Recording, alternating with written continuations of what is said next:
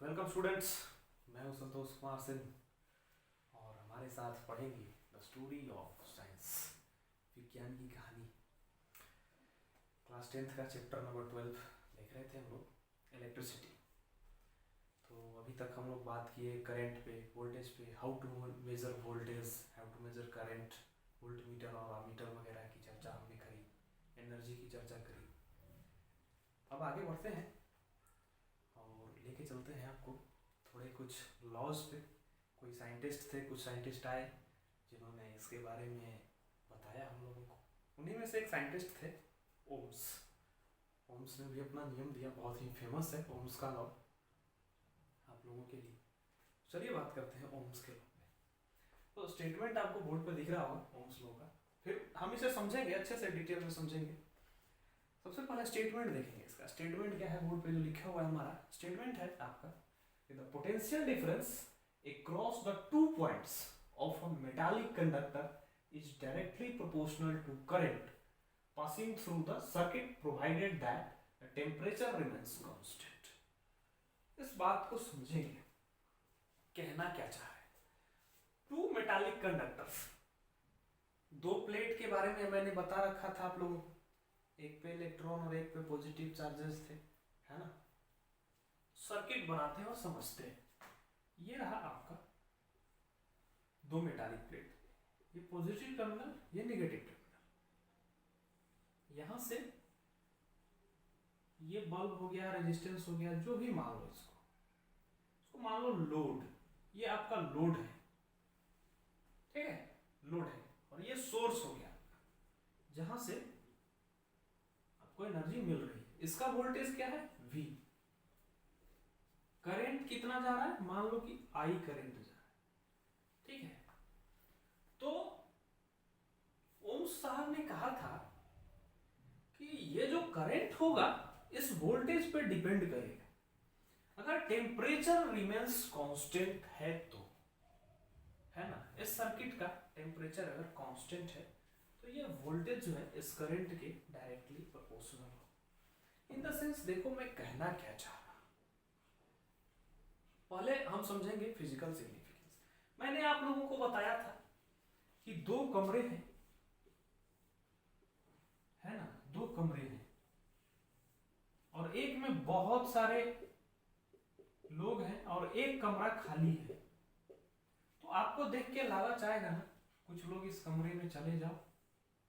ऐसा एक एग्जांपल पिछले लेक्चर में भी बताया था, है ना, जब मैं समझा रहा था हायर पोटेंशियल और लोअर पोटेंशियल का कॉन्सेप्ट। तो मैं ये बता रहा था, अगर सारे इलेक्ट्रॉन्स को एक ही प्लेट पे जमा कर दिया जाए और दूसरे प्लेट को खाली छोड़ दिया जाए, यानी ये पॉजिटिवली हो गया और ये निगेटिव हो गया, ठीक है ना, ये निगेटिव साइन है, ये पॉजिटिव है, ठीक है।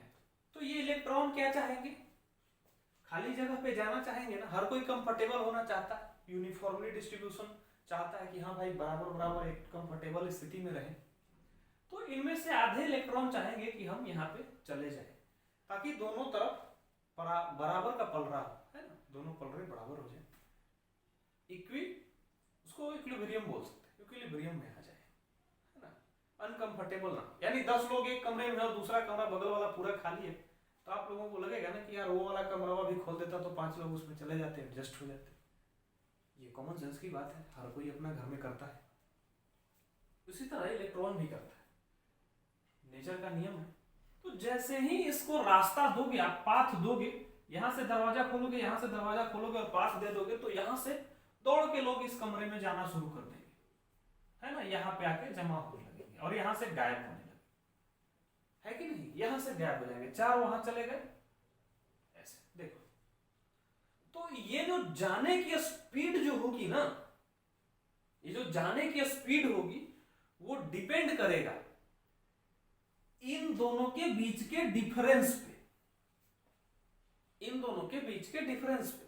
अगर यहां पे बहुत ज्यादा है, ये बहुत ज्यादा है, ऊपर वाला एरो ऐसे शो कर रहा है कि बहुत ज्यादा है, और यहां पे बहुत कम है ना। तो अगर गैदरिंग एक कमरे में बहुत ज्यादा है और दूसरा कमरा एकदम खाली है, तो जब खुलेगा ना तो उस कमरे से एकदम तेजी से जाओगे, है ना। दूसरे कमरे में आपका जाने का जो रेट होगा वो तेज होगा, या आप इन द सेंस इस मामले में समझो, झरना देखिए, वो झरना जहां से पानी गिरता है, ठीक है, तो मान लीजिए कि ये स्लोप हो गया, यहां से पानी चला, ये हाइट 10 मीटर और यहां पे आके हाइट हो गया 1 मीटर, तो यहां से पानी ऊपर से नीचे की ओर आ रहा है, आएगा, छोड़ोगे तो। अब इसी हाइट को आप कर दो 20 मीटर, अब ये थोड़ा हाइट बढ़ा दो, तो स्लोप पहले ऐसे था, अब एकदम ऐसे हो गया, तो पानी ज्यादा तेजी से आने लगेगा ना, ज्यादा तेजी से आने लगेगा। क्यों? क्योंकि अब जो स्लोप होगा वो ज्यादा बड़ा होगी, ऐसे हो गया, ज्यादा ढलान हो गई। आप साइकिल चलाते हो, बचपन में बाइक चलाते हो, देखना जो ज्यादा खड़ा ढलान होता है वहां पे गाड़ी तेज हो जाती है, बहुत लोग गाड़ी का चाबी ऐसे बंद कर देता है, यार क्यों पेट्रोल जलाना, या साइकिल वाले पेडल मारना बंद कर देते हैं, ऐसे ही बड़े आराम से। क्यों? जितना ज्यादा स्लोप उतना ही तेज आपका स्पीड हो जाता है, यानी जाने का रेट आपका बढ़ जाता है, वेलोसिटी बढ़ जाती है ना। तो वही बात है, स्लोप ज्यादा कहने का क्या मतलब है, एक तरफ हाइट बहुत ज्यादा, एक तरफ बहुत कम, यानी दोनों का जो डिफरेंस है वो ज्यादा होना चाहिए। पहले ये 10 था, ये 1 था, तो डिफरेंस कितना था, 9 मीटर का। अभी कितना है, 19 मीटर है ना। तो 19 मीटर वाले में ज्यादा तेजी से पानी नीचे आएगा। नहीं, अगर इन दोनों के बीच का डिफरेंस ज्यादा हुआ तो ये रेट भी क्या होगा, ज्यादा होगा, ज्यादा तेजी से जाएगा। उसी तरह से यहां भी होगा, अगर दोनों के बीच डिफरेंस ज्यादा हुआ तो इलेक्ट्रॉन का फ्लो ज्यादा तेजी से होगा इधर की ओर, है ना। एक तरफ पूरा भरा हुआ, एक तरफ एकदम खाली, तो जितना ज्यादा डिफरेंस होगा ना उतनी ज्यादा तेजी से क्या होगा, इलेक्ट्रॉन का फ्लो हो जाएगा। वही बात यहां पे ओम्स साहब ने कही कि अगर ये भी क्या है, पोटेंशियल डिफरेंस, बताया था ना आप लोगों को, पोटेंशियल डिफरेंस, पोटेंशियल डिफरेंस है, यानी इन दोनों प्लेट्स के पोटेंशियल्स का क्या है, डिफरेंस है। यानी अगर ये ज्यादा होगा, भी जितना ज्यादा होगा उतना ही तेजी से इलेक्ट्रॉन को क्या करेगा, सर्कुलेट करवाएगा। और जितना ज्यादा तेजी से इलेक्ट्रॉन इधर से इधर दौड़ेगा, इलेक्ट्रॉन भागेगा इधर की ओर, इस वाले सर्किट में ऐसे, उतना ही तेजी से क्या होगा, प्लस चार्ज आपको इधर जाता हुआ दिखाई देगा, यानी करंट की वैल्यू उतनी ही बढ़ेगी। यही ओम्स साहब बोले थे कि किसी भी सर्किट में भी अगर आप बढ़ाते हो तो करंट भी क्या होगा, बढ़ेगा। यानी दोनों का डिफरेंस, अगर पोटेंशियल डिफरेंस ज्यादा होता है तो क्या होता है, हमारा करंट भी ज्यादा होता है। पोटेंशियल डिफरेंस कम होगा तो करंट भी कम होगा। आप मैथमेटिकली बोल सकते हो कि भी डायरेक्टली प्रोपोर्शनल टू आई, इसको क्या बोलते हैं, डायरेक्टली प्रोपोर्शनल, हिंदी में बोलते हैं समानुपाती, है ना। डायरेक्टली प्रोपोर्शनल, एक होता है इंग्लिश में इनवर्सली प्रोपोर्शनल, उसको क्या बोलते हो हिंदी में, व्युत्क्रमानुपाती, है ना। तो ये हो गया, पोटेंशियल को बोलते हैं विभव, और इस वोल्टेज को बोलते हैं विभवांतर। करंट को बोलेंगे, आई को करंट, करंट को इंग्लिश में करंट बोलते हैं, और हिंदी में क्या बोलते हैं, धारा, विद्युत धारा, इलेक्ट्रिक करंट नहीं, विद्युत धारा, ठीक है। तो ओम्स लॉ से हमको पता चला कि भी डायरेक्टली प्रोपोर्शनल होता है आई की। अब जहां भी प्रोपोर्शनलिटी का साइन आपको आएगा उसको इक्वल करना है, इक्वल टू में बदलना है।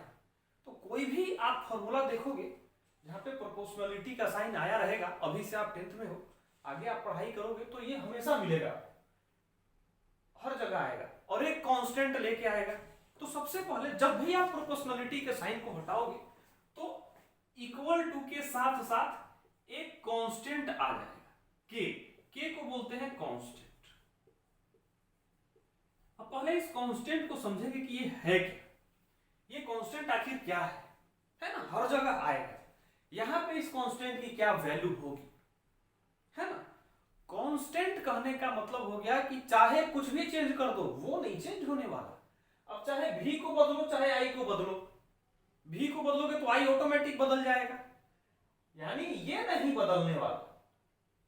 जब भी प्रोपोर्शनलिटी के साइन को हटाओगे तो इक्वल टू और एक कांस्टेंट आ जाएगा। कहने का मतलब है कि भी आई को इस तरफ लेके आओ, भी बाई आई कर दो इज इक्वल टू भी और आई का जो रेशियो है वो क्या होगा, कांस्टेंट होगा ऑलवेज। यहां पे अब ये कौन सा टर्म है, क्या है ये, तो अभी ही समझ लेते हैं, आगे आपको कहीं भी पढ़ो, कितना भी अपर क्लासेस में जाओगे दिक्कत नहीं होगी समझने में ये क्या चीज है, कांस्टेंट क्या होता है और कहां से आता है। बात करेंगे इसके फिजिकल सिग्निफिकेंस। अब जैसे देखो कोई भी ऑपरेशन आप परफॉर्म कर रहे हो, चाहे वो कोई एक्सपेरिमेंट हो, आप चुपचाप ले लो कि आप पढ़ाई कर रहे हो, तो जब आप पढ़ाई कर रहे हो तो इफेक्ट पड़ता है ना आपके सराउंडिंग का। अगर आप घर में पढ़ रहे हो, घर में अगर उस दिन शादी है तो पढ़ पाओगे क्या, नहीं, सराउंडिंग का इफेक्ट आपके ऊपर पड़ जाएगा। कहीं पे बहुत ज्यादा तेज आवाज हो रही है तो नहीं पढ़ पाओगे। किसी लाइब्रेरी में, किसी स्कूल में बैठ के जहां पे शांति है अगर पढ़ रहे हो तो वहां पे आसानी से पढ़ पाओगे। यानी आसपास का जो इन्वायरमेंट है वो आपके कार्य पे क्या डाल रहा है, प्रभाव डाल रहा है ना। सेम ही पढ़ाई आप अलग अलग जगह पे करोगे तो इफिशियंसी आपकी अलग अलग होगी, है ना। यानी कि आपका पढ़ाई क्या है, प्रोपोर्शनल टू इन्वायरमेंट, है ना, कभी बढ़ेगा इन्वायरमेंट के साथ, कभी घटेगा। वही ये जो कांस्टेंट होता है ना वो क्या है, आपके सराउंडिंग का प्रभाव होता है। आप कहां पे ये ऑपरेशन परफॉर्म कर रहे हो, कौन से कंडीशन में परफॉर्म कर रहे हो, तो वो क्या इस पे इफेक्ट डाल रहा होगा, कुछ ना कुछ तो इफेक्ट सराउंडिंग डालेगा, है ना। तो ये सराउंडिंग का प्रभाव होता है। आप आगे आओगे पढ़ोगे तो एप्सिलॉन नॉट मिलेगा आपको, म्यू नॉट मिलेगा, म्यू और एप्सिलॉन नॉट आएंगे, परमिटिविटी एक आएगा, परमिएबिलिटी, है ना। आपके न्यूटन्स उसमें फिर, या ग्रेविटेशन चैप्टर आप 10th में 9th में पढ़े थे, उसमें यूनिवर्सल ग्रेविटेशनल कांस्टेंट आ गया था। वो क्या था, वो सराउंडिंग का प्रभाव था आपका, है ना, वो कांस्टेंट है, कभी नहीं बदलेगा। यानी जहां भी वो एक्शन करा रहे हो आप, यानी दो लोगों के बीच में फोर्स लग रहा है, वहां पे वो जी एकदम आपके सराउंडिंग में लग रहा है, वो एकदम उतना लगना ही लगना है, वो इनबिल्ट है, ठीक है ना। तो उसी तरह से कांस्टेंट क्या हो जाता है, सराउंडिंग का इफेक्ट होता है। अब आपका जिस तरह का काम उस तरह का इफेक्ट, है ना।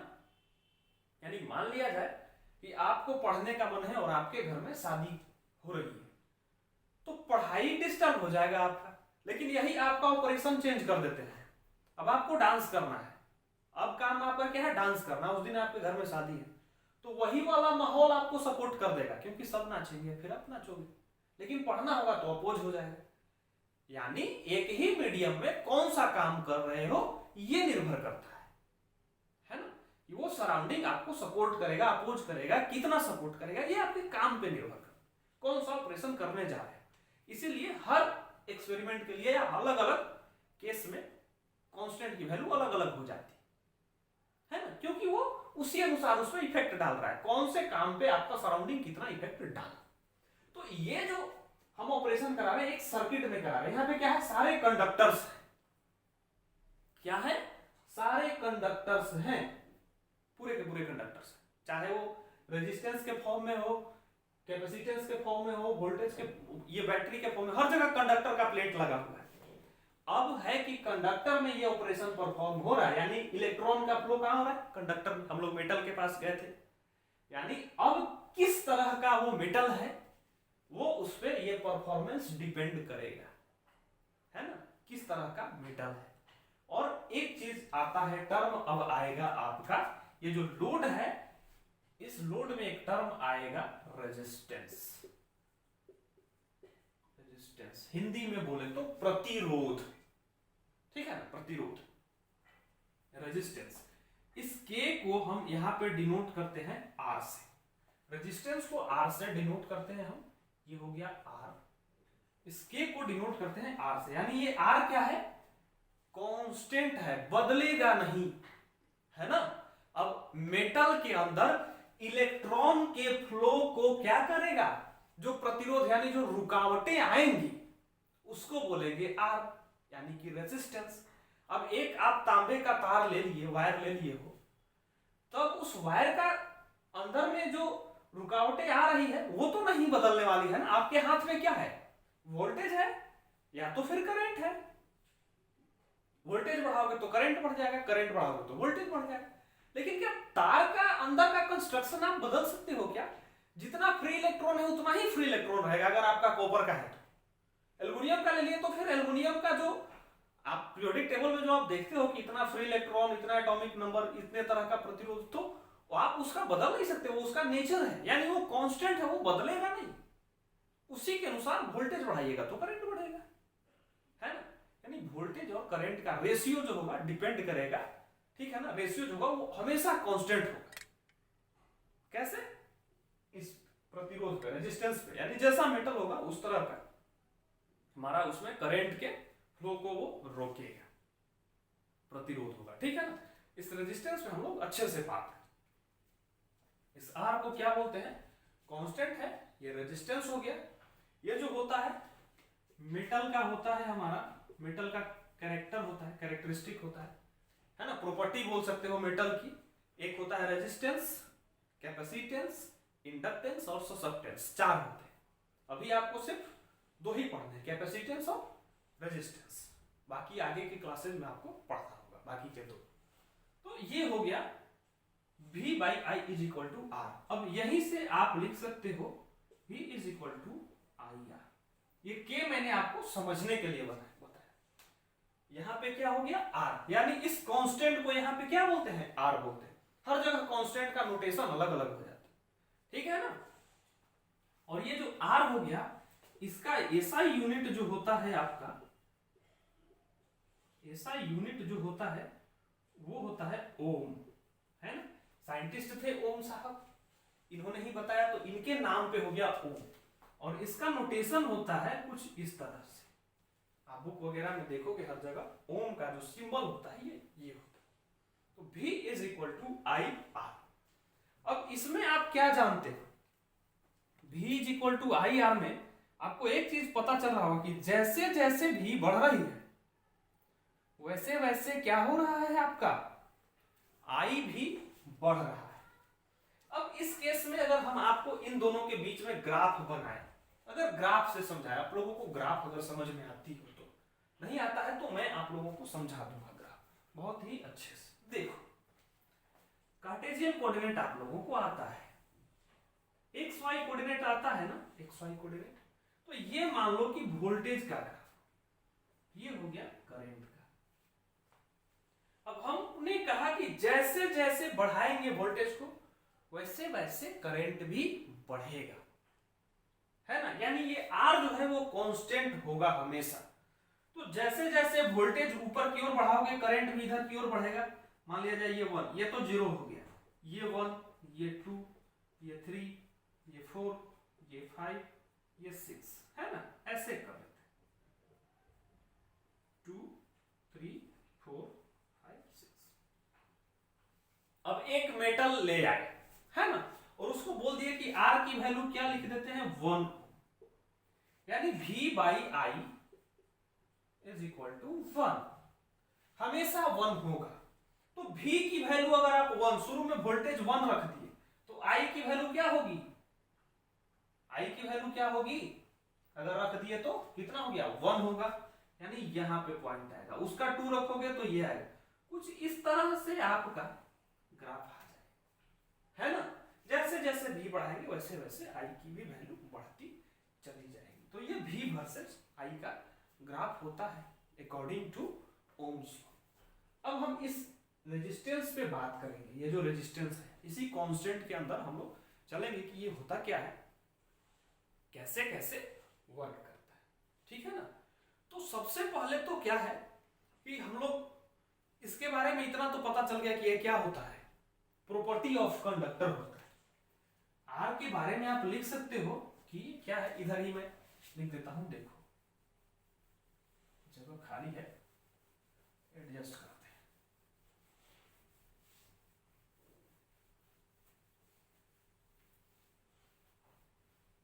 रेजिस्टेंस के बारे में क्या लिख सकते हैं कि प्रॉपर्टी है किसका?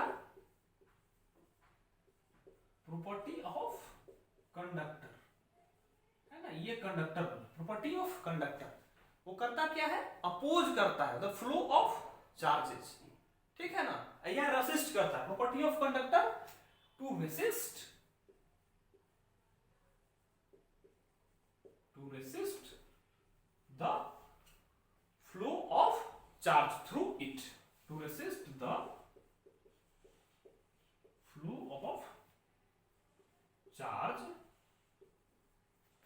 through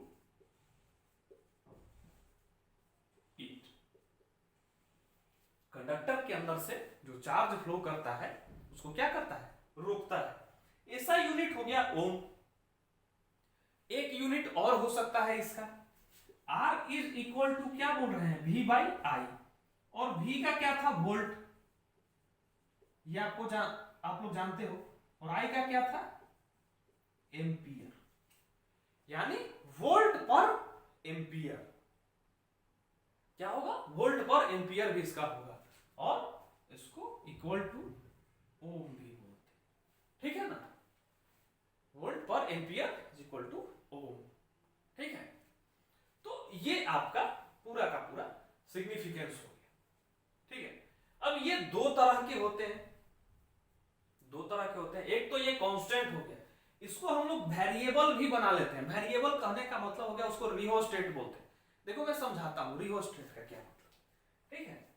रिहोस्टेट यहीं पे कॉर्नर में मैं समझा देता हूं। वेरिएबल रेजिस्टेंस आप बोल सकते हो उसको, आप जाओगे लैब वगैरह में तो आपको मिलेगा, वो ग्रीन कलर का, ब्लैक कलर का भी मिलता है, ऐसे ऐसे उसको स्लाइडर होता है, उसको स्लाइड कर सकते हैं। अभी मैं बताता हूं, देखो रियोस्टेट,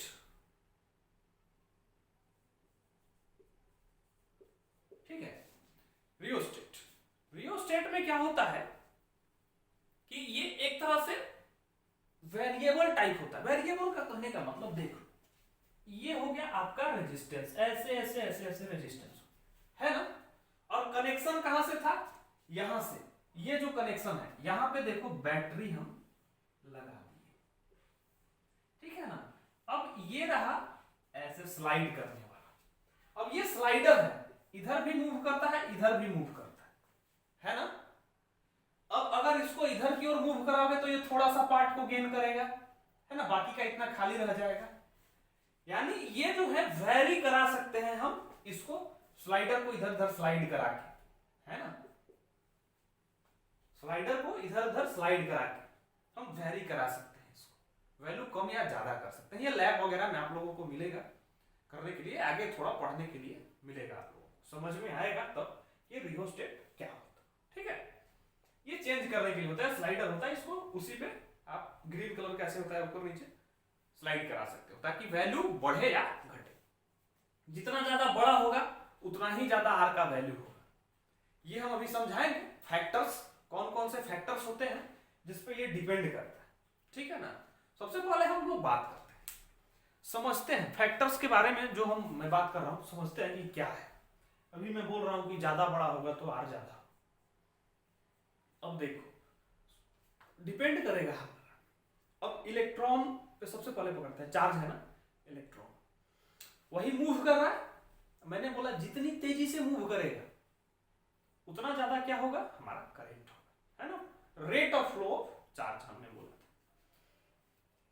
इमेजिन करो आप, सड़क है ना आपके गांव में या शहर में, पहले वन लेन की सड़क होगी, सिंगल सड़क जिसको बोलते हैं, तो गाड़ियां कम आती जाती होंगी तो सिंगल सड़क बनाई गई होगी।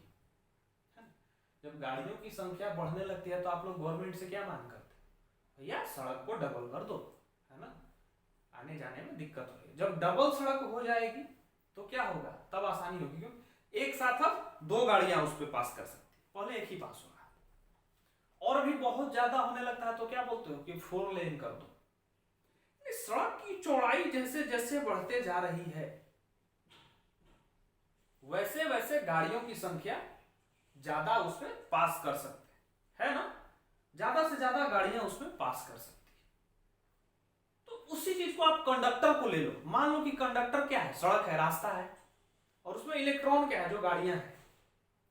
पहले पतला कंडक्टर आप लेते हो तो उसमें क्या होगा, कंडक्टर पतला है यानी सिंगल लेन की सड़क जैसी, तो एक एक गाड़ी पास कर रहा था, उसी तरह से यहाँ पे इलेक्ट्रॉन भी कम पास करेगा, है ना। जैसे ही कंडक्टर मोटा होते जाएगा, पाथ चौड़ा होते गया, रास्ता चौड़ा होते गया, तो क्या होगा, नंबर ऑफ इलेक्ट्रॉन्स फिर ज्यादा पास करें और करंट की वैल्यू क्या हो जाएगी, बढ़ेगी,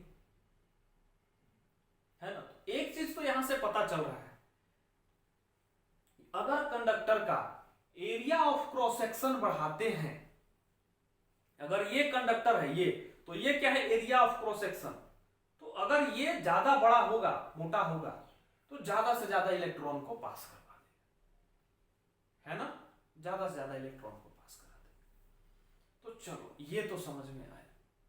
एक चीज और है, यानी एरिया बड़ा होगा तो ज्यादा इलेक्ट्रॉन पास करेगा। अब आते हैं लेंथ पे, लंबाई पे। अब आपके पास दो ऑप्शन, एक शॉर्टकट रास्ता, एक लॉन्ग कट रास्ता। 1-1 किलोमीटर चलना पड़ेगा, एक में 2 किलोमीटर चलना पड़ेगा। आप कौन सा प्रेफर करो? अगर दोनों रास्ते सेम है तो ये भी रास्ता अच्छा है, वो भी रास्ता अच्छा है, हर कोई शॉर्टकट की तरफ मुड़ जाता है, क्यों, कम चलना पड़ेगा। उसी तरह से अगर इलेक्ट्रॉन को आप ज्यादा बड़ा कंडक्टर दे दोगे, ज्यादा लंबा कंडक्टर दे दोगे, तो उसका पाथ क्या हो जाएगा, लंबा हो जाएगा, ज्यादा दूरी तय करके आना पड़ेगा उसको। तो जब ज्यादा दूरी तय करके आएगा तो एनर्जी का लॉस भी तो ज्यादा होगा उसका। आप भी थकोगे ना, आप ही आए, अगर 2 किलोमीटर चलोगे तो ज्यादा पेट्रोल जलेगा, गाड़ी से अगर जा रहे हो तो 1 किलोमीटर चलोगे तो कम पेट्रोल जलेगा। उसी तरह इलेक्ट्रॉन का भी है ना, अपनी एनर्जी को खर्च करके आ रहा है ना, बिना एनर्जी खर्च किए तो मोशन हो नहीं रहा, कोई ना कोई तो उसको क्या कर रहा है, एक्टिवेट किए हुआ है ना। बिना एक्टिवेशन का तो वो चल नहीं रहा, कहीं ना कहीं से तो उसको पुशअप्स मिल रहा है कि भाई चल। जैसे एक प्लेट पे ज्यादा हो गया था, एक प्लेट पे कम हो गया था, है ना, यहीं से उसको मिल गया कि अच्छा एक तरफ ज्यादा है, एक तरफ कम है, यानी हमको उधर की ओर जाना है, तो वहां से मूव कर गया। लेकिन कहीं ना कहीं से तो आ रहा था एनर्जी, जैसे सोलर से कन्वर्ट किए थे, शुरू फर्स्ट लेक्चर में ही मैंने कन्वर्जन सिखाया, कहीं से पकड़े हैं और कन्वर्ट किए हैं, तो उसी को खर्च करते हुए वो आ रहा है ना। 100% तो आया नहीं रहा आपके घर तक, जितना जनरेट कर रहे हैं उतना तो आ नहीं रहा। पहले तो ये देखो रेजिस्टेंस, यही नुकसान कर रहा है आपको। मेटल में जो रुकावटें पैदा हो रही है करंट के फ्लो को, आपको पहले तो वही नुकसान पहुंचा रहा है। तो हम लोग तो पहले यही चाहेंगे कि ये जो आर की वैल्यू हो कम से कम हो, क्योंकि जितना कम होगा ये आर की वैल्यू, उतना ही करंट आई क्या होगा, ज्यादा होगा, करंट का मोशन जो होगा अच्छे से होगा, यानी रुकावटें कम होगी तो आप अच्छा स्मूथ मोशन कर लोगे ना। यानी जिसी तरह अगर लंबा कर देंगे कंडक्टर का साइज हम लोग, तो इलेक्ट्रॉन को ज्यादा ट्रेवल करना पड़ेगा, एनर्जी का ज्यादा लॉस हो जाएगा, रुकावटें भी ज्यादा आएंगी, ज्यादा लंबा रास्ता तो रुकावटें भी ज्यादा। यानी अगर एरिया बढ़ाते हो तो उसमें तो फ्लो को सपोर्ट हो जाता है कि चलो ढेर सारा इलेक्ट्रॉन एक साथ निकल जाएगा, तो वो फायदेमंद हो गया। कि लेंथ बढ़ाए तो ज्यादा देर तक ज्यादा दूर ट्रेवल करना, वो आपके लिए नुकसानदायक है। तो कौन सपोर्ट कर रहा है, कौन अपोज कर रहा है, ये भी बहुत ही समझने वाली चीज है, ठीक है। अब देखो रेजिस्टेंस पे आते हैं और समझते हैं, ठीक है ना।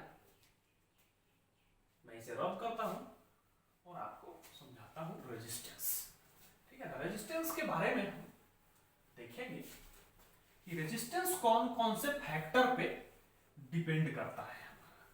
रेजिस्टेंस यानी कि रुकावटें, रुकावट मतलब लॉसेस, है ना, कितना नुकसान हो रहा है हमारा, रुकावट जो है वो, ठीक है। तो क्या रुकावटें आ रही है, एक एक करके समझेंगे।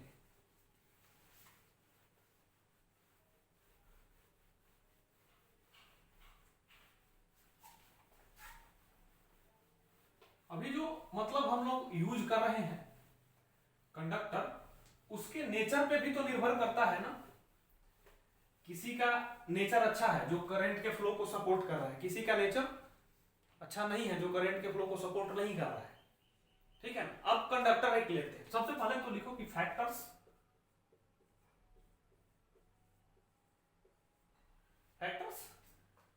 on which resistance of conductor depends. The factors on which resistance of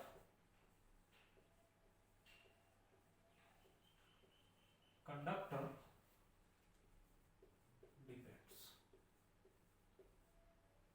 ठीक है। अब दो एग्जांपल लेते हैं, मान लिया जाए कॉपर और एक हो गया एल्यूमिनियम। एक चीज तो आपको समझा दिए, लेंथ और विड्थ पे। देखो इसका एरिया ऑफ क्रॉस सेक्शन ज्यादा बड़ा है, तो इसमें ज्यादा इलेक्ट्रॉन ट्रेवल कर सकता है ना एक साथ, इसके बनिस्पत ज्यादा इलेक्ट्रॉन ट्रेवल कर सकता है। और अगर लेंथ बड़ा कर देंगे तो मुश्किल है। यानी क्या हुआ, रुकावटें, अब देखो रेजिस्टेंस कहने का मतलब है तो कांस्टेंट चीज है, वो मेटल का अपना प्रॉपर्टी है, वो बदलेगा नहीं, है ना। यानी रास्ते की रुकावट है ना, रास्ते की रुकावट यानी किस किस चीज पे हम डिपेंड कर रहे हैं, हमारा करंट का फ्लो किस किस चीज पे डिपेंड कर रहा है। तो करंट का फ्लो किस पे डिपेंड कर रहा है, एरिया पे, लेंथ पे, तो लिखते चलेंगे किस पे डिपेंड कर रहा है, एरिया, फिर किस पे, लेंथ पे, ठीक है ना। अब देखो एरिया और लेंथ पे तो समझ में आ गया। अब इसमें भी एल्यूमिनियम जो है यहां भी होगा, दो तरह का मैं बना देता। अब पता चला कि कॉपर में कुछ फ्री इलेक्ट्रॉन है, एल्यूमिनियम में कुछ है, दोनों का अलग अलग है ना।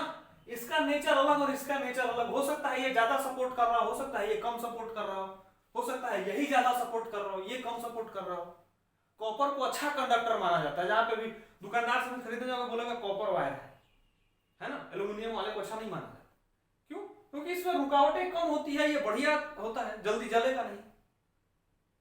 यानी किस पे डिपेंड कर रहा है, मटेरियल पे, कौन सा मटेरियल का है, डिपेंड्स ऑन मटेरियल, ठीक है ना। तो मटेरियल पे डिपेंड कर रहा है।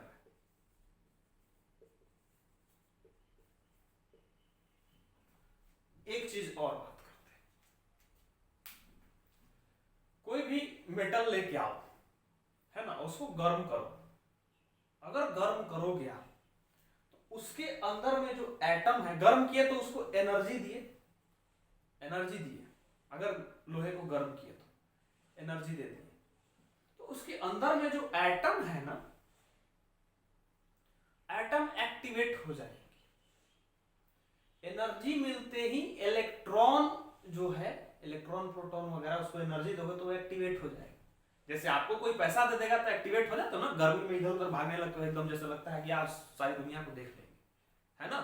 उसी तरह से एटम को भी अगर दे दोगे एनर्जी तो उसके अंदर के जो एटॉमिक पार्टिकल्स है वो एक्टिवेट हो जाएगा, बहुत तेजी से घूमने लगते हैं, एकदम इधर उधर मोशन करने लगे।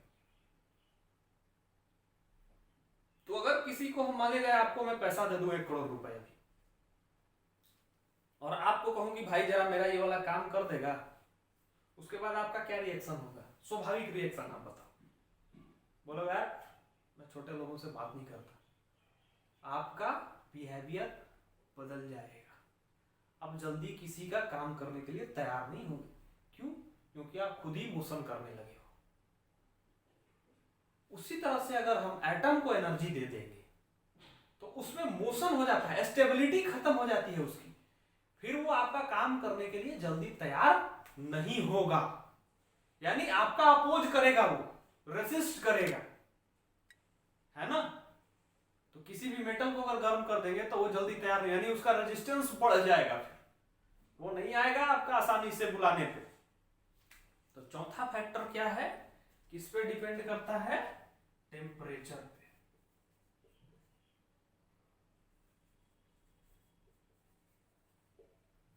अब देखो ये जो रेजिस्टेंस है R, ये एक सिंबल है, किसमें अच्छे से स्मूथली ट्रेवल कर रहा है।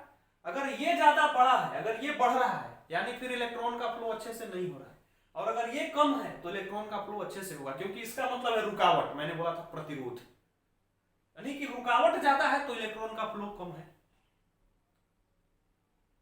और इलेक्ट्रॉन का फ्लो कब ज्यादा होगा, जब एरिया ज्यादा होगा।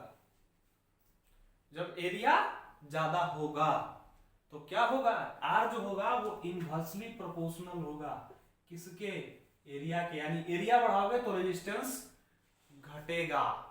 क्यों, क्योंकि फिर इलेक्ट्रॉन का फ्लो ज्यादा हो रहा है, नहीं रुकावट कम है ना। 4 लेन की सड़क बना दिया, स्मूथली पार हो रहा है। लेकिन लेंथ जब बढ़ा देंगे एल ए, जब लेंथ बढ़ा देंगे तब रुकावटें ज्यादा आएंगी, क्योंकि रास्ता बड़ा है। लेंथ बढ़ाओगे तो रेजिस्टेंस बढ़ेगा। आर जो होगा वो एल के डायरेक्टली प्रोपोर्शनल होगा। ठीक है ना।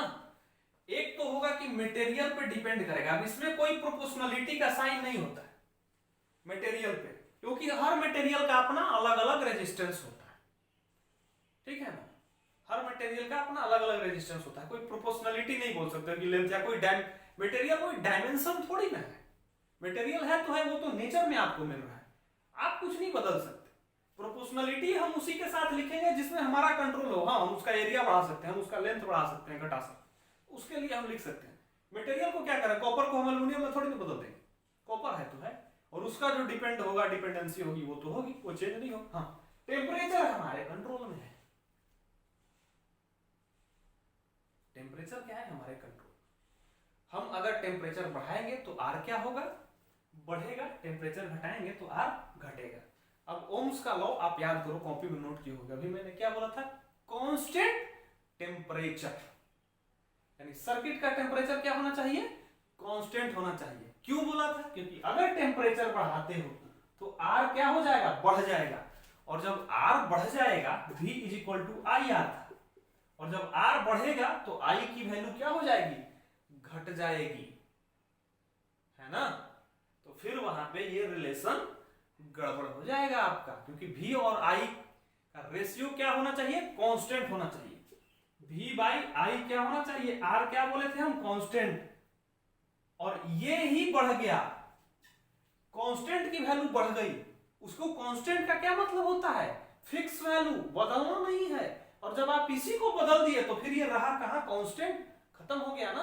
और ओम्स का लॉ क्या है, जब R कांस्टेंट हो, यानी इनमें से कोई भी फैक्टर आप बदल नहीं रहे हो, तब जब R कांस्टेंट होगा तब V और I का रेशियो सेम होगा, अदरवाइज नहीं होगा। ठीक है ना। तो लिमिटेशंस ऑफ ओम्स लॉ आपसे पूछेगा, सीधे सीधे बोलना है, इनमें से कोई भी फैक्टर आपको चेंज नहीं करना। तो आप एरिया ऑफ क्रॉस सेक्शन बढ़ा रहे हो, ये है एरिया ऑफ क्रॉस सेक्शन वगैरह, ये तो फिर देखो रेजिस्टेंस में क्या है, इसमें है हमारा कि अगर टेम्परेचर बढ़ा दिए तो आर का क्या हो गया, तो चेंज हो गया, है ना। फिर खत्म बाजार, ये कम हो जाएगा। आर को कम और ज्यादा नहीं होने देना है, सर्किट में है जो है। वोल्टेज बढ़ाएंगे तो करंट बढ़ेगा, करंट बढ़ाएंगे तो वोल्टेज बढ़ेगा, और एक को कम करेंगे तो दूसरा कम हो जाएगा, बस यही देखना है। ठीक है ना, बाकी सर्किट को नहीं छेड़ना है कि नहीं। अब देखो सर्किट में क्या होता है, जब कॉम्बिनेशन ऑफ रेजिस्टेंस पढ़ोगे, मान लिया जाए कि पहले एक बल्ब था ऐसे आर, अब इसके सीरीज में एक और लगा दें, है ना, आर एक और लगा देंगे, तो इन दोनों का सीरीज कॉम्बिनेशन फिर हो जाएगा 2R। तो यहां पे तो ये R बदल गया, यहां पे क्या हो गया, ये R बदल गया, क्या 2R हो गया, लेकिन वो सर्किट भी नहीं रहा ना। सर्किट भी तो पहले सर्किट कैसा था, पहले ऐसा था, अब 2R लग गया, अब सर्किट भी तो अलग हो गया, है ना। तो उसमें कंफ्यूज नहीं करना, सेम ही सर्किट में होगा, इनमें से कोई भी फैक्टर को आप छेड़ोगे नहीं जिसके कारण ये R चेंज हो जाए। R को चेंज नहीं करना है, चेंज जहां किए फिर रिलेशन अलग, अब इसके लिए अलग हो जाएगा, V by I is equal to 2R हो जाएगा यहां पे, और यहां पे क्या है, यहां पे क्या होगा, V by I is equal to R, है ना। इस सर्किट के लिए अलग वोल्टेज है, अलग करंट है, इस सर्किट के लिए अलग वोल्टेज है, अलग करंट है, फिर तो सर्किट ही बदल गया ना, सर्किट को नहीं बदलना है। ये ओम्स लॉ का लिमिटेशन है। तो ये चार फैक्टर हैं जिसपे हमारा क्या करेगा, एरिया के डायरेक्ट इनवर्सली प्रोपोर्शनल, आर के डायरेक्टली प्रोपोर्शनल, मेटल पे डिपेंड, मटेरियल पे डिपेंड करेगा, टेम्परेचर पे करेगा। ठीक है ना, टेम्परेचर पे हमारा डिपेंड करेगा। अब टेम्परेचर पे डिपेंड करेगा तो मैंने बोला कि टेम्परेचर अगर बढ़ाओगे तो क्या होगा, टेम्परेचर बढ़ाते हो तो रेजिस्टेंस बढ़ेगा आपका। अब इस टेम्परेचर पे थोड़ा गौर करेंगे, है ना। रेजिस्टेंस का एक हमें फॉर्मूला भी तो पढ़ना है, रेजिस्टेंस का एक फॉर्मूला भी पढ़ना है, तो इस टेम्परेचर पे हम लोग गौर करेंगे पहले, है ना। सबसे पहले एक टर्म आएगा रेसिस्टिविटी, रेसिस्टिविटी एक टर्म आता है, ठीक है ना। अब रेसिस्टिविटी का भी मतलब होता है रेजिस्टेंस, रेसिस्टिविटी का भी मतलब होता है रेजिस्टेंस। अब रेसिस्टिविटी है क्या, उसको रो से डिनोट किया जाता है, ऐसा देखोगे बहुत कंफ्यूजन होती होगी आप लोग देखोगे तो, अभी तक बड़े बड़े लोगों से बच्चों से पूछोगे तो उसका सिग्निफिकेंस नहीं बताते। मैं बताता हूं ये है क्या रेसिस्टिविटी, ये भी क्या है, रेजिस्टेंस ही है। देख, रेजिस्टेंस बदल जाता है किसी सर्किट का, किसी भी मटेरियल का, रेसिस्टिविटी नहीं बदलता। क्यों जानते हो?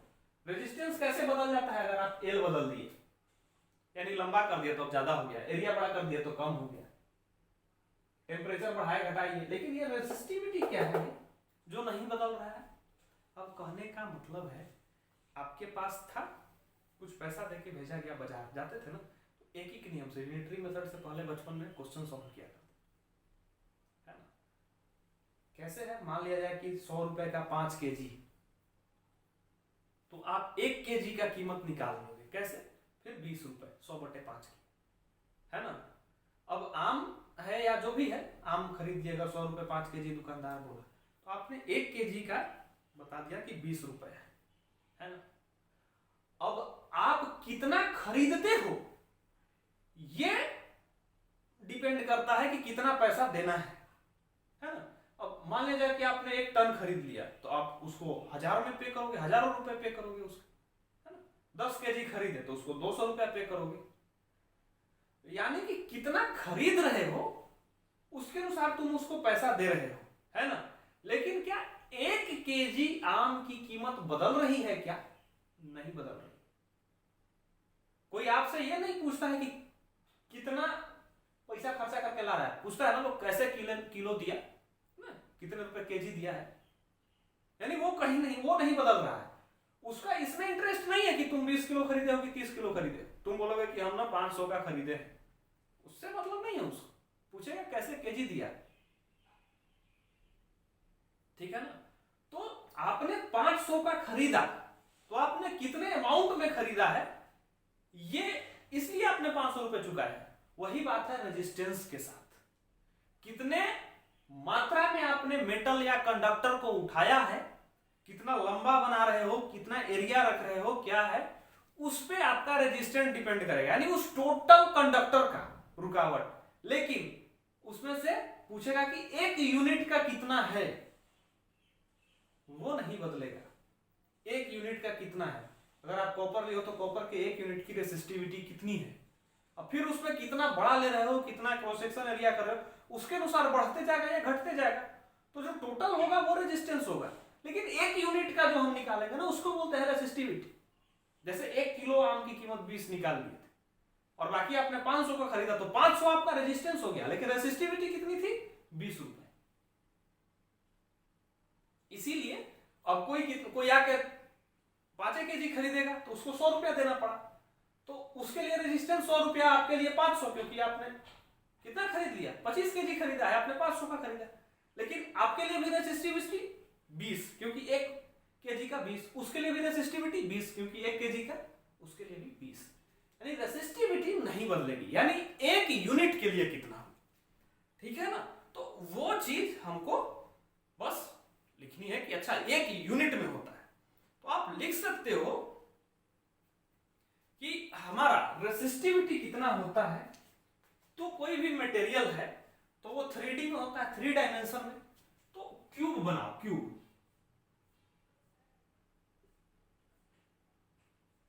ठीक है, ये क्यूब है।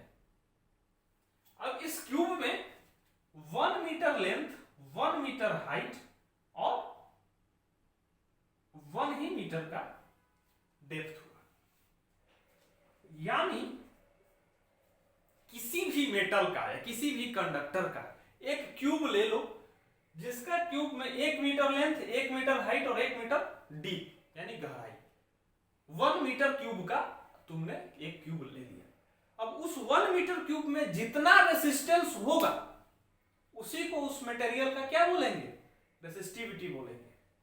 समझना है इस बात, यानी 1 मीटर क्यूब में जितना रेसिस्टेंस होगा, जैसे वहां पे 1 केजी आम की कीमत निकाले थे, उसी तरह से यहां पे 1 मीटर क्यूब का रेसिस्टेंस निकालेंगे।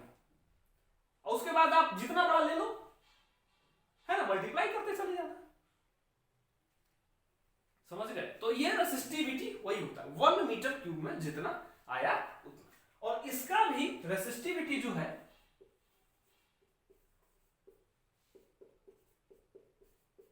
इसका नोटेशन होता है रो, लेकिन ऐसा यूनिट जो होता है इसका भी ओम ही होता है। जैसे वहां पे 1 केजी का कीमत रुपया में ही दिए थे ना, चेंज तो किए नहीं थे। और 1 मीटर क्यूब का रेजिस्टेंस आप ओम में ही तो बताओगे ना, ये क्या है, एक तरह का रेजिस्टेंस ही है, लेकिन किसका, सिर्फ 1 मीटर क्यूब का, इसलिए ये बदलेगा नहीं, है ना। तो इसका भी ऐसा यूनिट क्या होता है, ओम होता है।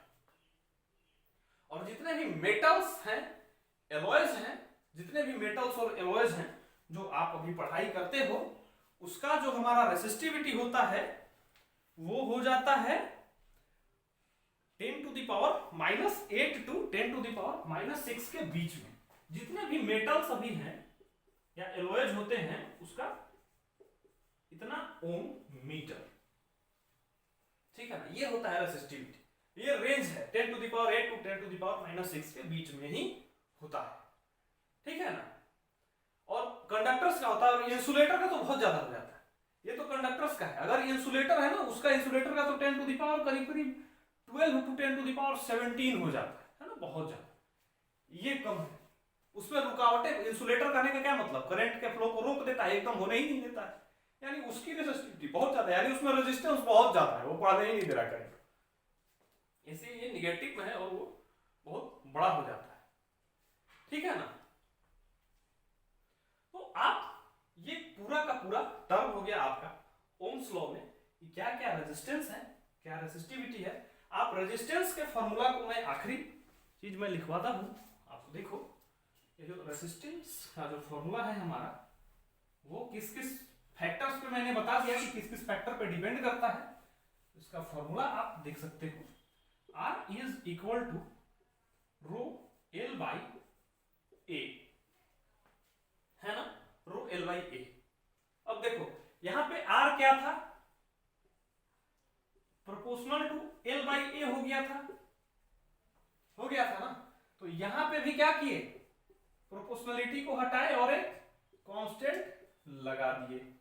अब ये कांस्टेंट किस पे डिपेंड कर रहा है, मैंने बोला था ना सराउंडिंग पे, तो जिस मेटल में ये परफॉर्मेंस होगा उस मेटल के लिए ये रो क्या होगा, कांस्टेंट होगा। मैंने बोला ना ये कांस्टेंट है, बदलेगा ही नहीं, है ना। और उसी रो, उसी कांस्टेंट को क्या बोलते हैं, रेसिस्टिविटी। और यही जो हो गया R इज इक्वल टू क्या हो जाता है, रो L अपॉन A,